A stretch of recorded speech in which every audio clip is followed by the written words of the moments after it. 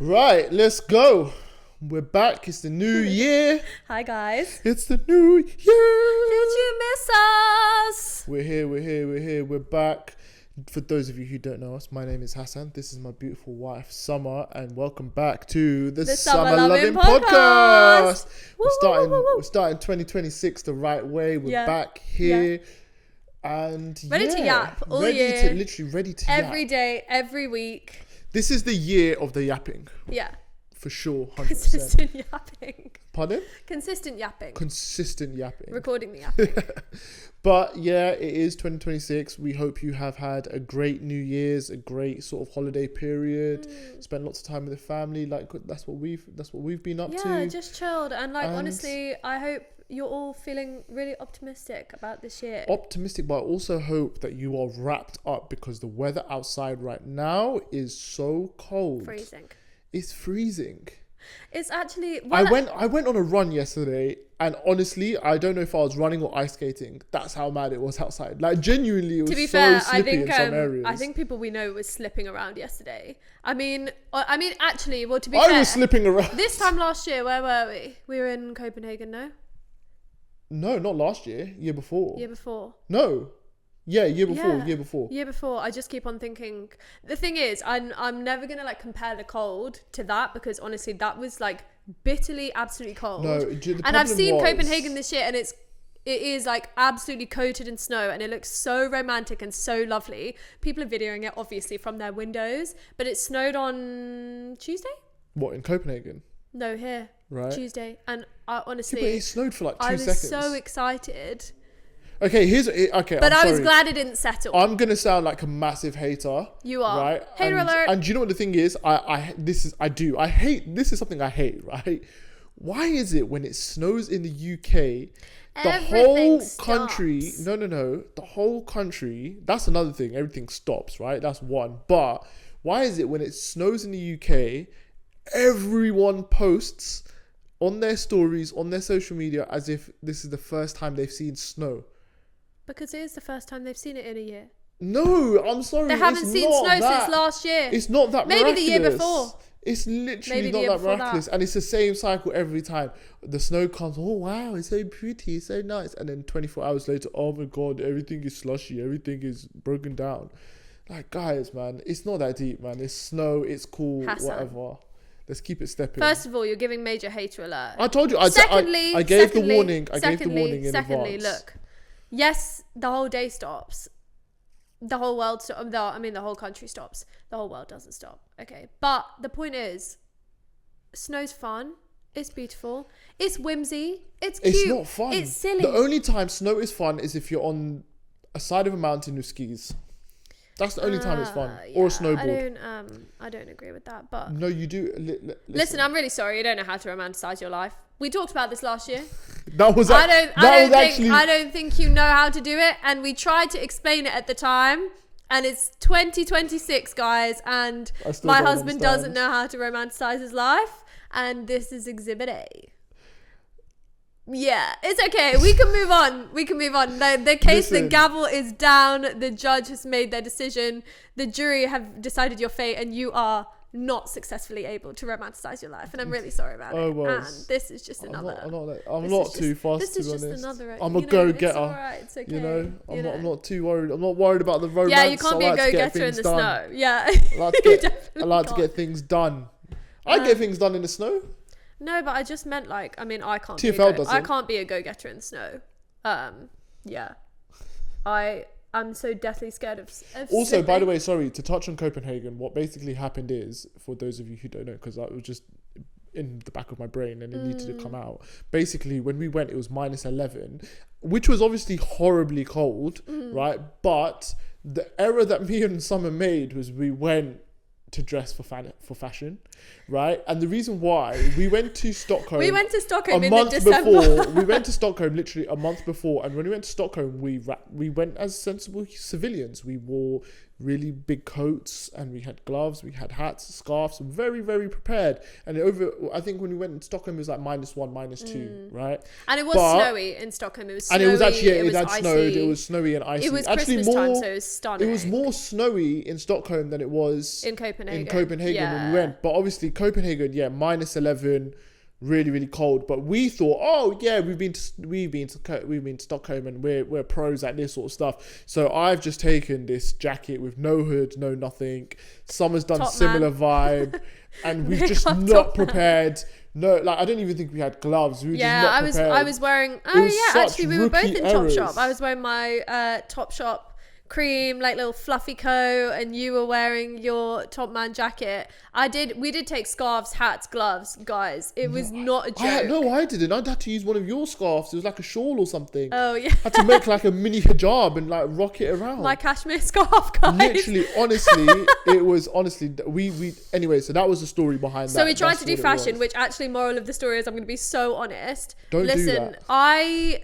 I'll suffer for an outfit, and I have done it before, but like once every 4 days when we're in a cold snap, like it can't be happening. And Copenhagen was like 3 days in a row, and we were trying to go everywhere and see everything, so we were outside a lot all day. I've definitely seen people who have sort of said like that people in England don't know how to dress for the weather, and definitely Londoners don't know how to dress, like people from New York or from Russia or wherever, you know, they have like really, you know, in the winter it's really, really cold, and that's why everyone in the UK is freezing. But you know, if the girlies want to serve, honestly, if you're out there and you're serving, more power to you. It is what it is. But all you need is, you just need a wool scarf and a wool coat. No, we know how to dress warm. It's not that we're not. But that time it was just a grave error. We just thought we got too big for our boots. We were just trying to do way too big for our boots, honestly. But anyway, into New Year. Okay, so for some people, the 1st of January was New Year, and for some people, Monday the 5th was New Year. I know though that lots of people, you know, everyone like went back to work. I think for me, New Year this year just felt like the 5th did feel like New Year. Yeah, I think because on the 1st we kind of had like a very super chill day. We went to Richmond Park. It was stunning. It was so nice. We went out for a walk, just chilled, got a coffee, saw your parents and, you know, your family in the evening, and it was really nice. But I think Monday just felt so much more definitive. Official, yeah. Whereas I think by then I feel like my brain was defrosted and ready to go, because I'd had like a few days of chill time, which was really nice. But yeah, I think I don't know, because I feel like people always say who's type A, type B in a relationship, or like, are you a type A or type B kind of person?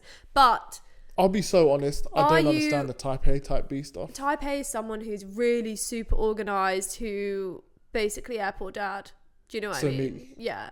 So I'm type A. I think you're quite type with some things. What's type B?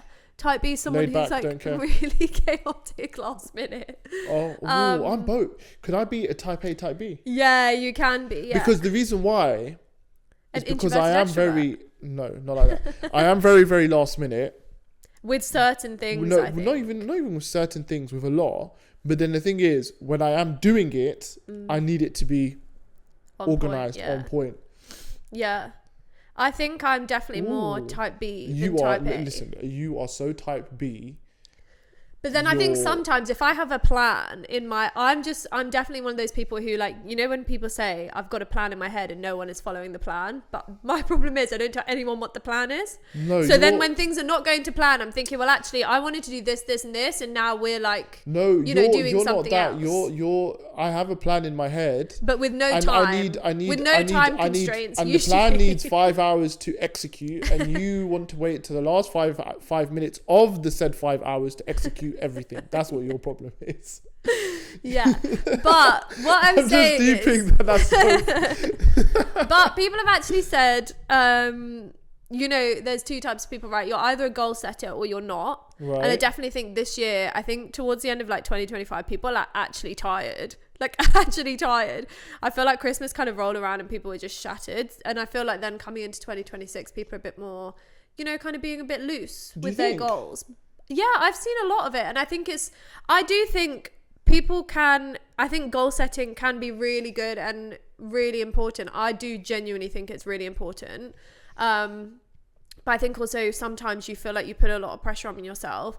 Definitely New Year's resolutions, I feel like I did set a few this year, but definitely in the past I've set them and then I've not achieved them.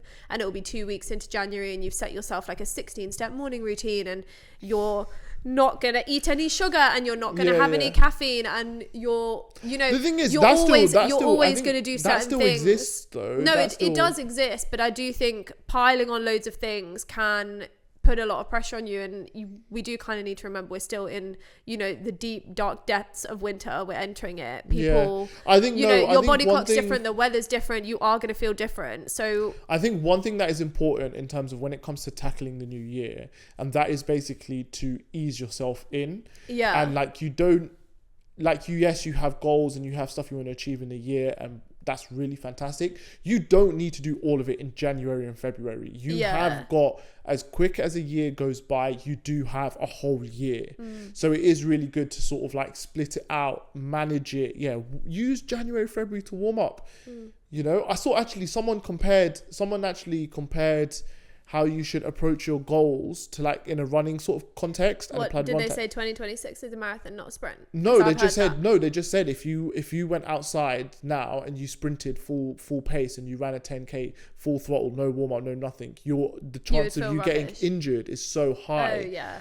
Right. So when you're doing your goals and you're trying to like, you know, accomplish the goals that you've set for 2026, if you sprint out the block and you just rush to get it all done, you're not going to A, do it properly, and also B, you probably will just get fatigued in doing that and end up messing up. So you're better off to just take it easy, let the year warm up, flow into things nicely. It's almost like, again, with your sorry, I'm using another running analogy here, but it's like a marathon block, right? Another one. You use a marathon block. You don't on your first week go straight to running a 60-kilometer week. You build up, you run like a 30, then a 35, 40. You ease your way into it. And that's the best way. But on the topic of goals, no, I was going to ask you first. Oh, okay, go on then. So, are you a planner, goal setter to a T, or are you someone who does it a bit at a time? You know, like as time comes, do you build on your goals, or are you just going with the flow? I think in previous years, I've just either use a vision board or a planner or something, and not necessarily just write down what I want to do. It's almost like journaling, but in a way where you're like, I want to do this, and I'm very specific with things. And I think, but this year I've done it a little bit different. I've got myself a nice black book, and I have set the intention to do 300, but at the moment I'm on 100. 100 what? Things to do this year. Okay. So just explain, like, what do you mean by so basically things to do?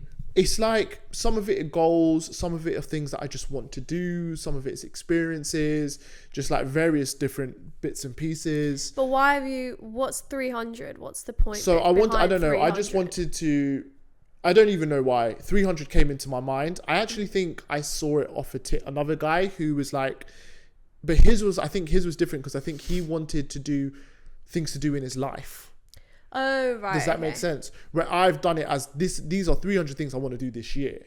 But the thing is, I don't mind if I don't do all of them. Even if I do most of them, I'll be gassed. Yeah. Right? And so what I've done is I've written them down. I'm very, very specific. Some of it is goal-based. So like, for example, running, I've said I want to hit a sub 25k this year. So I want to try and hit a sub 20-minute 5k. Inshallah, we'll get that done. But that's an example of like a goal-based stuff.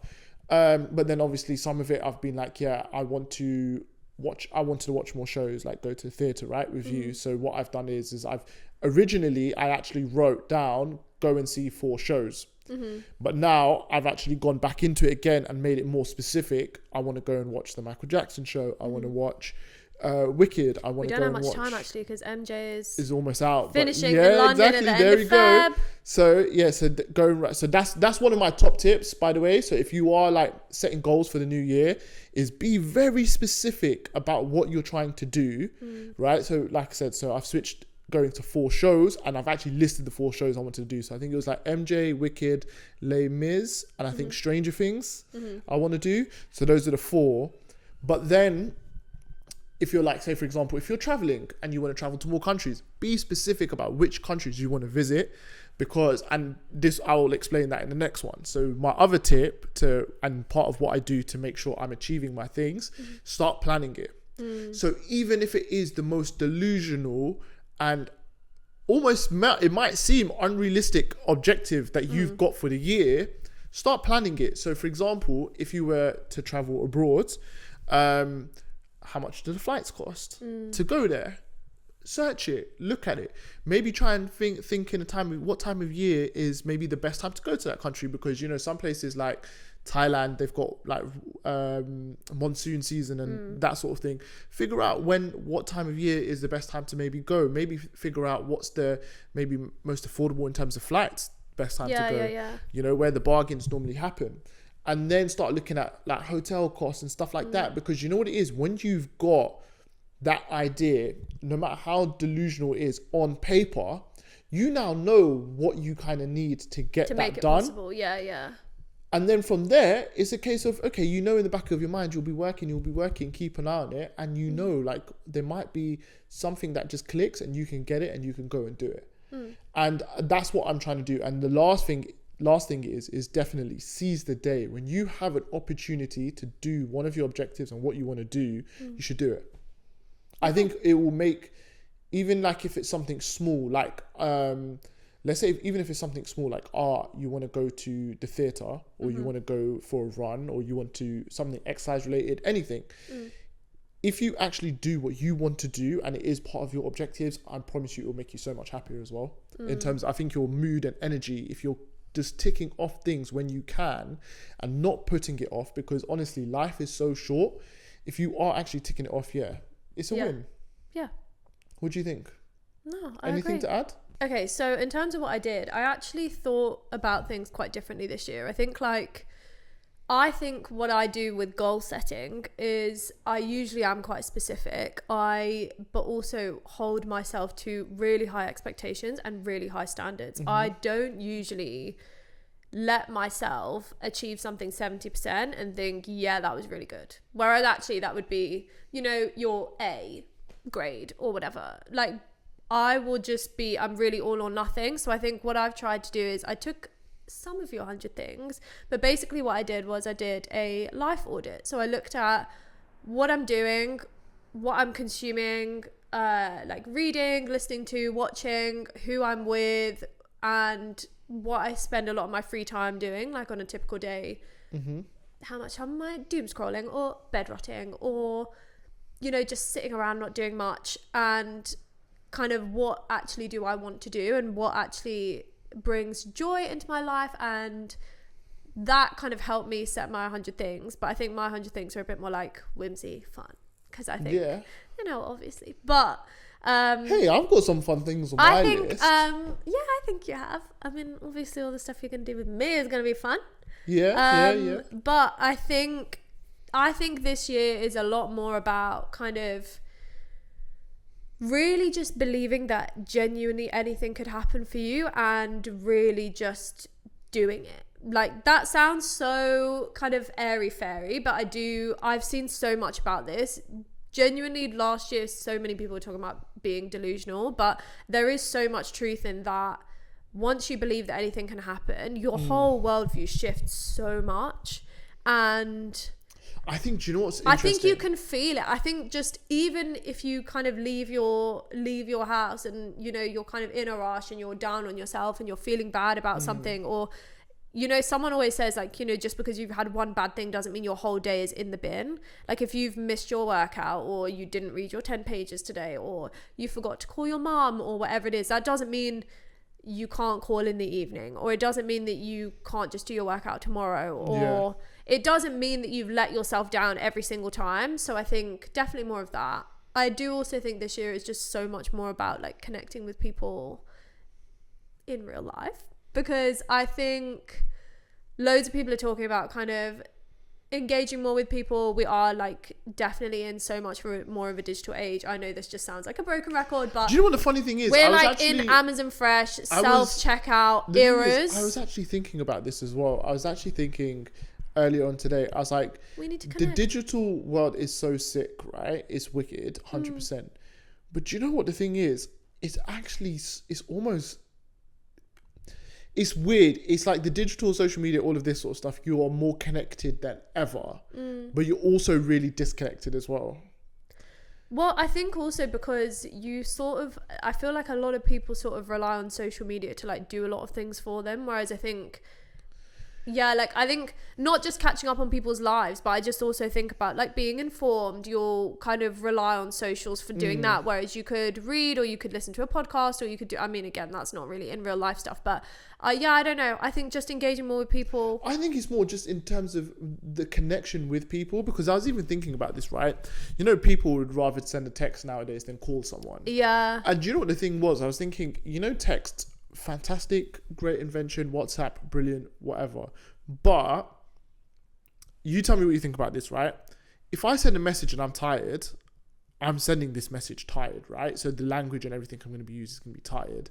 But that person's going to read it from in a different emotional sort of position, and they're going to read it with that emotional thought, and then they're going to interpret it potentially different to how I've actually said it. Does that make sense? Yeah, kind of, but I don't think everyone messages like that. I do think some people, if you're really exhausted... If you're, like, for example, if you're having, let's say I'm just crashing out, I've had a bad day, everyone's pissing me off, everyone's annoying me, and then someone messages me who's my friend, they're not involved in the situation, but basically my response is, because obviously I want to respond, it's just really short, right? Yeah. Them who are happy might read that. They're not going to read it happy, but they're going to read it and think, oh, he's annoyed with me. Off. Yeah. Do you know what I mean? Yeah. But when really, I'm actually not really annoyed at them. I'm just annoyed at life. But they're going to receive it. And I was thinking, but if they call me, they can hear from my tone of voice, he sounds like he's in a bit of a mood. And they might say, oh, you all okay? And that's one. Or not even that. Maybe me hearing their voice is actually just going to make me happy. And I'll just be happy and I'll respond normally because I'm not annoyed at them. Yeah, I think the other thing is... Do you understand what I mean? Yeah, I think also there is just so much more... I think there's so much strength in leaning into your community. And I think we've sort of been through like a few years now where people sort of say, oh, everyone's going through their own thing. And it makes you feel like, as a person, or it can make people feel like you feel guilty then, because you think, oh, I wouldn't want to put this on anyone else. But also then if you're going through something great and you would usually tell your friend, again, you also don't want to put that on someone else who you think might be having a bad time, but actually the thing is they might speak to you and feel better. But the other thing that I wanted to say was actually, so when we're talking about like connecting with people, a friend of ours actually does a lot of going up and talking to strangers, right? So this isn't where this has come from, but I've also seen a lot of psychology stuff about complimenting strangers. Okay, guys, this is actually something that I've always done. This is your goal for this year, right? It's not my only goal, but I still want to do more of it, because this has been, I can't remember how long I've done this since, but I think like I will always, if I like a girl's hair, we've been on the train before. I remember there was a time, and it was when we just moved to London, and when I just moved to London, sorry, you've lived here your whole life. I said to a girl that I loved her hair, and it was a short bob. And she said, oh my God, thanks, I've just had it cut and I thought it was too short. Right. And I think that's not the only reason why I compliment people, but there's actually science to show that complimenting people when you feel like it, obviously, is really good for you as well as the receiver, because it rewards your dopamine pathways in a really organic way, and it makes you feel good. And, you know, I think my actual problem is getting people's attention, because on Monday we went to Run Club and there was a girl on the train and she was wearing this cowhide print jacket and it was so nice, and I looked at her and I just thought, oh, that looks so nice on her. And you know how a lot of people actually say, I've actually heard girls say, look, I'm not just staring at you. What I actually want to do is compliment you, and the other person will just think they're staring at them. I think they're giving them evils or whatever, but it's not that. My actual problem is getting people's attention. To tell them that you like their outfit. I just couldn't get her attention. I was looking at her for ages. Like, I was looking at you while we're talking, looking over to her, looking to you, looking over at her. She never caught my eye. She didn't have headphones in, nothing. She was just staring into space, which, okay, babe, maybe she'd had a long day. And it was Monday, and it was Monday the 5th, so fine. she just never saw me, so I could just never tell her. And yeah, pretty much all the way from Baker Street to Wembley Park, all I was just thinking was, oh my God, I just didn't manage to tell her that I loved her jacket. So nice. Yeah, compliment strangers more. When you feel like it, obviously, you don't make it genuine, but I think that's just so funny because you'll think things all the time. Well. You'll also just think things all the time, and you'll never say it. And actually, you don't know. Like, go and spread some goodness and happiness. Do you know what? Actually, good energy out in the world. Actually, like, this is touching on what you're saying about strangers and being nice and stuff like that. Recently on my TikTok, I'd done a video where I went to How Matcha and I paid for 10 random people. I paid for their matches, right? Because you'd had a 4-litre matcha the week before. Yeah, because the reason why is not important, but that's what I did. It was just something nice to do, and I thought it'd be quite cool as a concept as well for a video, and it was cool and it was fun. The one thing which was really surprising for me was how shocked people were that I was willing to buy them their matcha. And I get it. It's a really, really, really nice gesture. It is something really nice. But it is also a little bit sad that it's that shocking for people that someone would do something that like that kind of small, if that makes sense. Do you know the thing is, I was really shocked at how shocked they were, and they were shocked at me, and it was just like, we're all shocked. People actually, I do think, I don't know if it's a bigger thing in America, but in general, people in America always say like, pay it forward and like get the person behind you's coffee. Do you know what? And that kind of thing. But I also feel like that kind of thing has become like really like movie-fied. Like it only happens in like TV series and films and stuff. It's not or actually content.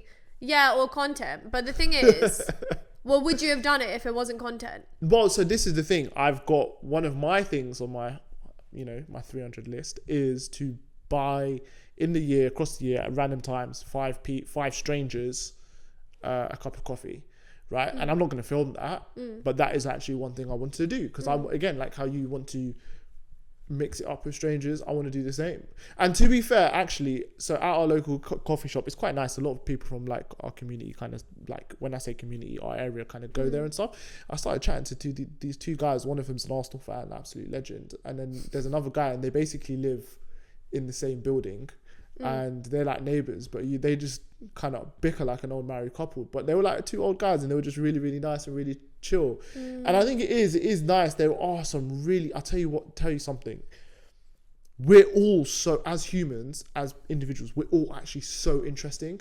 And if you think about it, you sit on a train with so many people, and everyone is so interesting in their own individual lives. So connecting with strangers and complimenting them and just spreading that kindness is actually something we as a collective, as a human race. Yeah, we need to do it so much more. Need to do it more. Because honestly, why is it so shocking that someone wants to pay for your coffee? Like, it's like... I think even when I was on the plane to New York and I was surprising you, I actually sat next to a really nice lady, and I met, her 2 sons and one of her son's girlfriends. And on the way back in the airport, actually, I sat next to 3 really lovely ladies and had a chat to all of them. And it's just funny because I just think you can just sit there and have your headphones in, and I get it. Sometimes you're going to want to do it, but I do think there's just really something in it. And you've just got no idea. You could learn from someone. You could make someone's day. You could... I don't know, you might find out that they're actually related to someone or friends with someone that you know, or they've seen you somewhere and thought you were familiar, and then turns out you guys live 2 roads away from each other. You've just got no idea. And people talk about like I think when our parents were kind of our age, or maybe not our age, but sort of like communities did exist and they were tighter like in years prior. And I just do think... we just need to bring it back. I'll tell you one thing that's really quite nice, actually, like in terms of community-wise, it's just something, we've like connected quite well with our neighbours, which is quite good. So like, that's nice. And then also, to be fair, mum and dad, like all of the neighbours and stuff, they're really like quite, like, they're not like busy mates, but like, like when it comes to like Ramadan and stuff like that, we'll send meals over, they send food over to us, like it's quite nice. So I think it's good. We should promote more of that, I guess. I think also you want actually just do it more ourselves. But you want a village, but you have to be a villager. Do you know what, that is actually a really good thing. I heard a girl say that somewhere, but Yeah, so it's It's obviously like not original, even with you know, community, right? The thing is, which is like really if you want them to important. be there for you, you've got to be a team Exactly. player. As It's well. not even You've got that. to be a Yeah, I community think. player. Do you think that's an expectation people have though? Like, oh, they want a community, but then don't want to do the community side of it. It's not that. I just think, you know, you should, if you want to lean on those people, you've got to be the people that they lean on too. Yeah, no, I agree. You know, that's how you support each other. 100%. Yeah. We're finally back into reading again. We're actually both finally back into reading because you were definitely Summer never really abandoned it. She slowed down a little bit, but then the thing is with Summer is that she can just buy like 3 books and finish them in 2 weeks. So it's mad. But yeah, we're both back into reading, which is fun and exciting. Yeah. What have you been reading? Well, so I have read a book called Clytemnestra, which was really, really good. Really good. Trying to think how to describe it. Basically, it's a book about, essentially, it's Greek mythology, isn't it? Realistically. Yeah. You have Helen of Troy. Well, is she really Helen of Troy? Well, she became Helen of Troy, yeah. Not really. The face that launched 1,000 ships. Basically, it's it's a story about, obviously, Clytemnestra. She is sisters with Helen of Troy or whatever. Yeah. And basically, they are actually both from Sparta.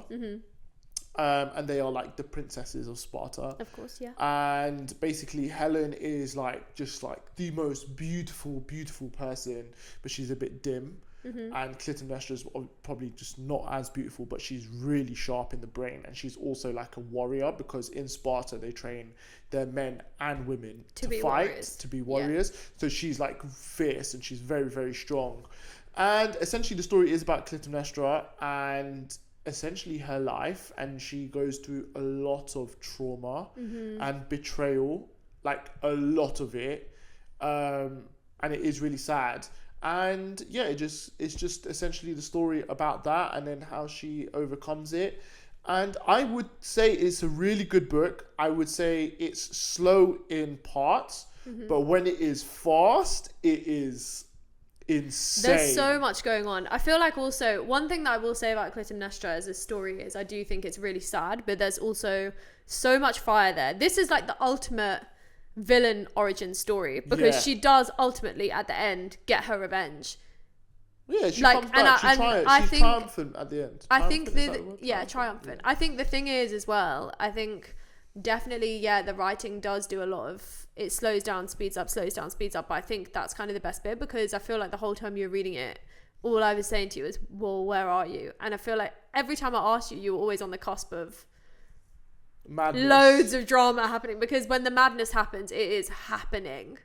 But yeah, that's where you've started. Yeah, it is really good. So yeah, I've read that, and then I'm currently reading Circe. I was gonna say, is it Circe or Circe or Circe? I don't know. But anyway, I'm reading that. That's again more Greek mythology. But it's Madeline Miller, isn't it? Which is the same person who wrote Song of Achilles, which is an incredible book.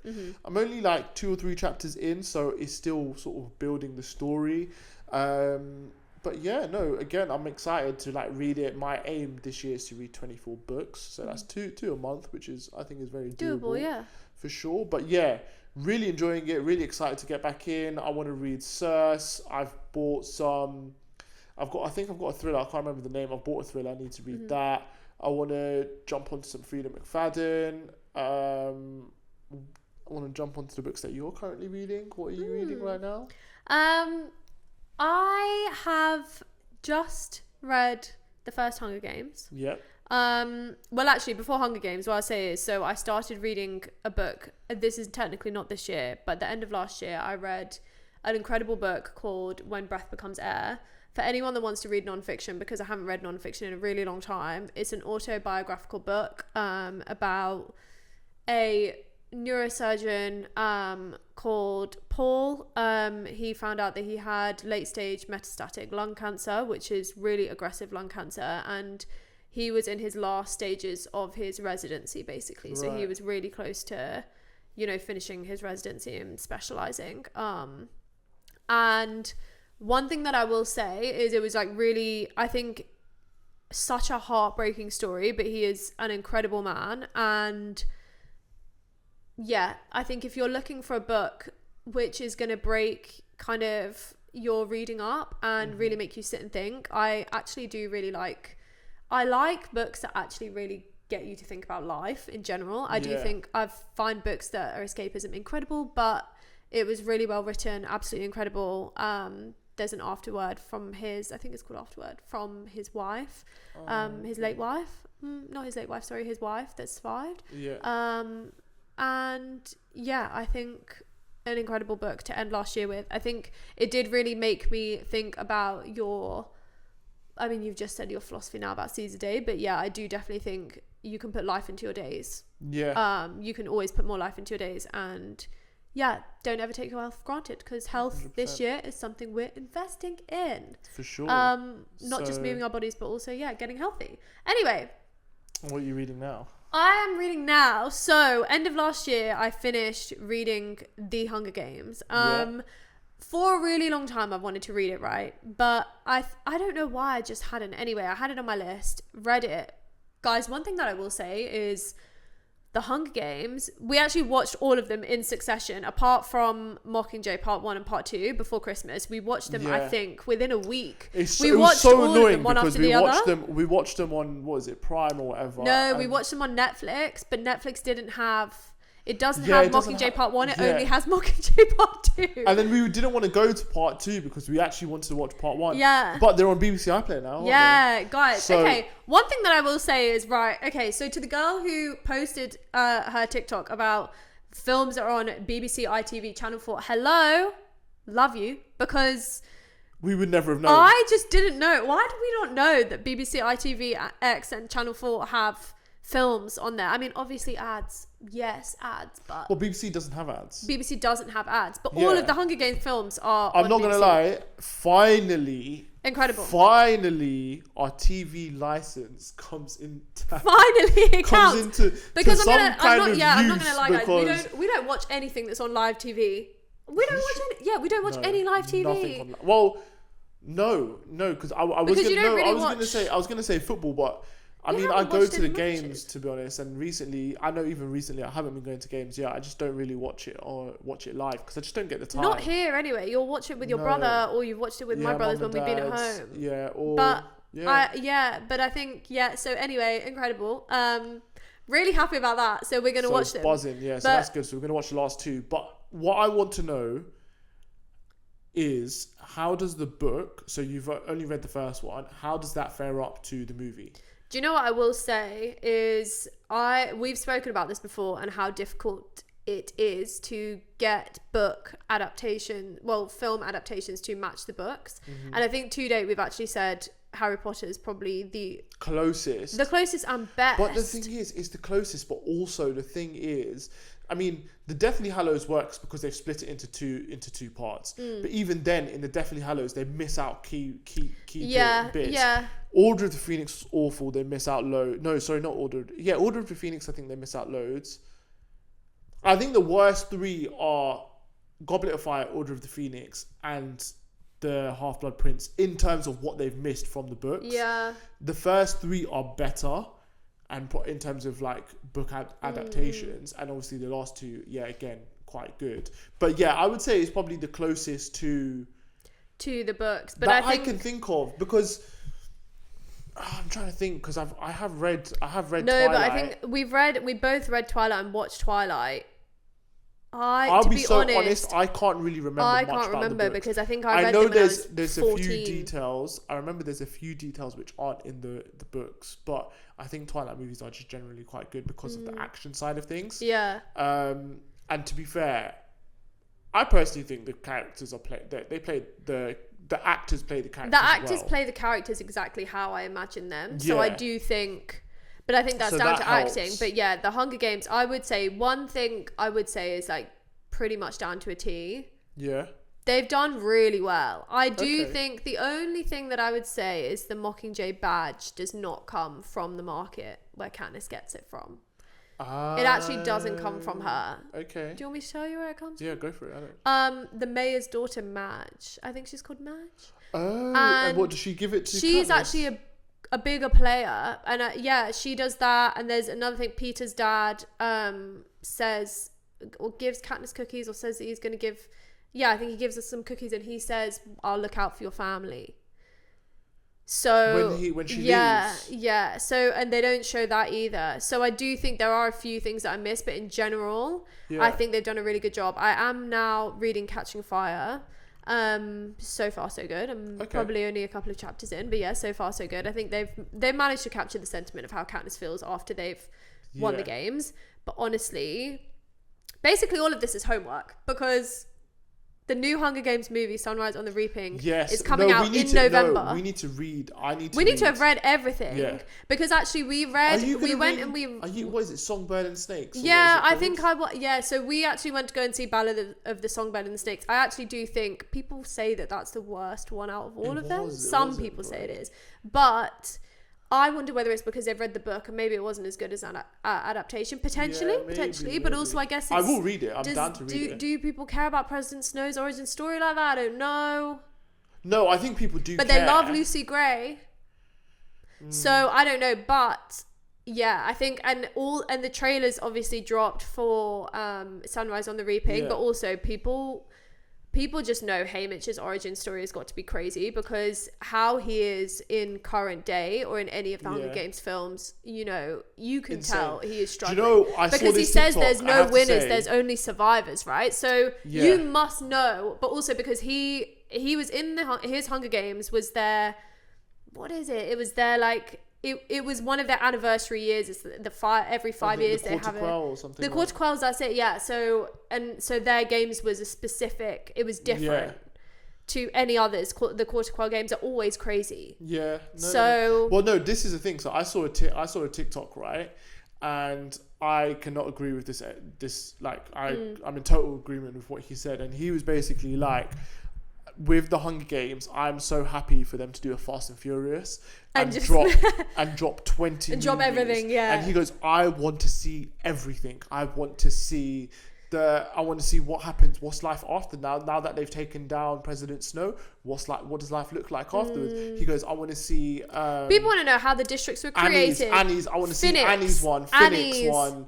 Joanna's the what's it called? The brain guy, there's really smart guys. Yeah. What's it? The Nuts one and who bolts. with the wire. Yeah, Nuts and Bolts. I want to see theirs. I want to see and I was sitting there and I was thinking, there is I want to actually know all of that. And the thing is, there's so much lore in Hunger Games where I think you get to know these characters actually pretty well over the series of the films. Also, District 13, when it got blown up. Exactly. What happened there? Yeah, there's so much you're right. There's so much. But I think they've managed to do so many good things, and also because Katniss and Peter are coming back for Sunrise on the Reaping as well. Are they in the movie? Yeah, they're in the movie. I think this is going to be the last one that they're able to be in, probably because they're growing up. What? So how are they going to be in that? I think it might be part of Haymitch's monologue or something. I don't know, because we haven't read Sunrise on the Reaping. I can't say exactly, but they are coming back. So yeah. Fine. Fairs. But that's what I've been reading, and that's what I'm going to be reading, because we've got Catching Fire and Mockingjay as well, which is just one book. So that'll be me pretty much for the rest of Jan. Love that. It's going to be Hunger Games season. Well, to be honest, after Circe, I might jump onto that. You could jump onto Hunger Games. Yeah, definitely. It'll probably be something I can kind of zip through quickly. Oh, definitely, yeah, because you know the story, so it won't be. You don't have to delve in. But actually, on the subject of films and books, yes, we went to go and see Housemaid. Yes, we did. The Housemaid. It's a book written by Frida McFadden, who's an absolute legend when it comes to thrillers and also books with a crazy twist. Yeah. And I can honestly say they smashed the movie. Yeah, the film is amazing. The movie just works. It's a really, really good movie. The actors play the roles so well. All of them, they do a fantastic job in just everything. And yeah, I would honestly, I'd recommend. I would actually recommend both. Even if you haven't read the book. Even if you haven't read the book, go and watch it, because we were actually speaking to some relatives and they'd gone to watch it, and they hadn't read the book, and then I kind of realized you didn't even know about the twist. Because yeah, and it's crazy because we know. You're just waiting for it. Whereas, yeah, because we've read the book, we know what the big twist is, right? Yeah, so when we're watching it, we know what's going to happen. But then I was literally in my head, I was like, oh my God, yeah, you didn't know. So yeah, I would say even if you've read the book, go watch it. If you haven't read it, go and watch it. If you haven't read it, read it. Yeah, honestly. Because it is a good book. I feel like even after you watched it, you could read the book because I feel like you'd read it Just in anticipation of knowing what's going on. But I think, it's insane. Really good film. Also, if you're like, because obviously we're in the new year now, and obviously if you want to get back into reading, you might be in a bit of a reading slow. Yeah, everything might be a bit sluggish right now. Housemaid 100% would get you out of that slump because it's so fast paced and it's just a really good story. Yeah, you have to. I think all of Frida McFadden's books are like that. I'm not sure whether all of the Housemaids. I actually think, I don't think all of the Housemaids are like that. No. But not all of. I don't think all of the Housemaids are great because there's 3. I don't think they're great. I think my order would be first, last, and then second. But she's also written Never Lie, which is an incredible book. I think we've talked about it on the pod before. Yeah, 100%. But yeah, amazing book. There's a few more of hers which I need to get. Frida McFadden, a few of her books which I need to get to read. But I would say, yeah, if you're in like a reading slump, I honestly think reading a thriller is the best way to get out of it because it just thriller books move so quickly. You can really get so immersed into the storyline straight away, and you're just trying to figure out what's going to happen, what's next. Yeah. And honestly, Frida McFadden, like the twists she puts in, and always in the last Never Lie 20-30 pages is crazy. Is mad. Never Lie, the twist at the end is so insane. You're just like mind blown. It's crazy. Yeah, I think as well because I don't predict books. I'm not a book predictor, but even me, I'm trying to predict. You usually try and predict, and most of the time, I think you're pretty bang on. I don't think you're ever super far off. I don't. No, I do. So. I think you've predicted books before, and I thought, oh, yeah, like you're on the right track. But definitely with this, but I think you maybe could not with it. Not with hers. Not with Frida. No, because there's just no way you can guess it. There's no way. Even this is not Frida McFadden. Even with Silent Patient. Yeah. That book, I was dead wrong with the twist. But then it's mad because I've seen so many people go, "Oh my God, it was so predictable." And I'm like, yeah, you probably thought that after you've read it. Yeah, I don't know. I think people do always think it after they've read it, but anyway, but even amazing. Still. Absolutely amazing. That's what I would say. But yeah, the movie is really, really good. Really good. Speaking of movies, and actually the last thing we've got to discuss, movie-wise, is Marty Supreme. Yes. Which actually dropped not that soon, not that far after The Housemaid. I think it dropped on Christmas Day. Yeah, just before the New Year. Which, yeah, Timothée Chalamet is definitely having his moment because... Do you know what's I don't... This is really crazy, right? Because this movie's come out and... It's blown up in a sense where I've heard about it after the fact. What is in you didn't see any of the trailer? I mean, to be honest, I actually had not seen the trailer until recently. Yeah, until we watched it the other day. Yeah. Right? If I'm being completely honest, I had no idea what this movie was, where it come from, whatever. It dropped, and then all of a sudden, I've seen loads of people make TikToks, make this, that, the other. I've seen it. I've seen everything after it, and I've had like almost a lot of promo about the movie after it. Yeah. But yeah, it looks like a great movie. It looks really, really good. Yeah, I think also everyone loves an origin story, and it's loosely related, obviously, on Table Tennis Champ. Yeah. But one scene that is definitely doing the rounds is when Marty Supreme is being told, I believe it's Nicole Kidman, she is saying to him, so what if this whole table tennis thing doesn't work out? And he says, that doesn't even enter my consciousness. Yeah. Okay, so... I'm sorry, that is my vibe for 2026. It's giving iconic, right? But we've spoken about this before. I'm not going to stay on this very long, but that was enough definitely to make me want to watch the film because cool, sick. But yeah, I think you've got to just not let any doubt fill your consciousness. No, I think that's got to be it. Yeah. So Marty Supreme might have double down. Literally just given us the line. Maybe that was like the perfect movie to watch going into the new year, having all of that motivation and going, I'm gonna take it. Like, yeah, let's go. Yeah, no, it does look like a really, really good movie. But I'm excited to watch it, but it's just one of those ones. Like, for example, I've just never been curious about it. I think also one thing that I will say is people have been comparing it to Sinners, for example, and one thing I'll say about Sinners is we still haven't watched it. I do want to watch it. But we heard so much and saw so much about it in the run up to it being released. So that's why I'm surprised, because I feel like Timothy is, people love him. This is the thing. So apparently, like, for Mighty Supreme, there was so much promo, there was so much like budget put into like marketing. Timothy's been doing loads. There's so much going on. And it's won awards already. No, yeah, I'm pretty sure it won Critics' Choice Awards. I think so. I'm not sure. I don't know, but it's meant to be like they're gonna between this one and then there's another movie. I think it's June 3. No, not June. That's coming out. Well, it is coming out this year. But there's another movie that's already out. Leonardo DiCaprio is in it. It's one of his movies. But basically, those two are meant to be like the ones that are gonna sweep all the awards at like the big shows like Oscars and stuff. Yeah. But yeah, with this one in particular, like I said, because like apparently they've had huge marketing budgets and stuff like that, I just find it mental I've not seen anything. And it's only once the movie's dropped that I've like all of a sudden had loads of stuff flood my I wonder because timeline it's just about it. But because like for example, like there's like I'm trying to think, like for example, The Devil Wears Prada, right? The second one that's coming out this year. Yeah. I've heard so much about it already. Yeah. And I know that that's coming.